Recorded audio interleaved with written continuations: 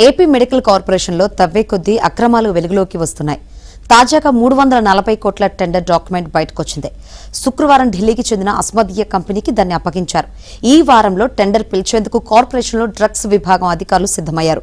Tender document సిద్ధం చేశారు. దీన్ని కార్పొరేషన్ వెబ్సైట్లో అప్లోడ్ చేయడమే తరువాయి. ఈలోగా డాక్యుమెంట్ ఢిల్లీకి చెందిన కంపెనీ చేతికి వెళ్లిపోయింది. డాక్యుమెంట్ బహిర్గతం కావడంతో సప్లయర్స్ షాక్ అవుతున్నారు. సప్లయర్స్ వాట్సాప్ గ్రూపుల్లో ఇది సర్క్యులేట్ అవుతుంది.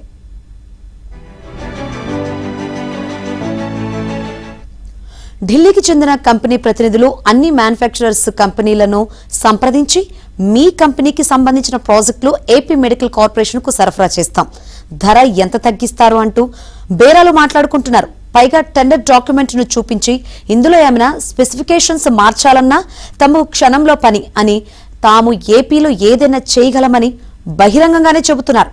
ఈ కంపెనీ ఢిల్లీ డీల్స్ అధికారికి, డ్రగ్స్ విభాగంలోని చిరుద్యోగికి అస్మదియా కంపెనీ డాక్యుమెంట్ బహిర్గతం కావడంతో టెండర్ నిబంధనలు బయటకొచ్చేశాయి.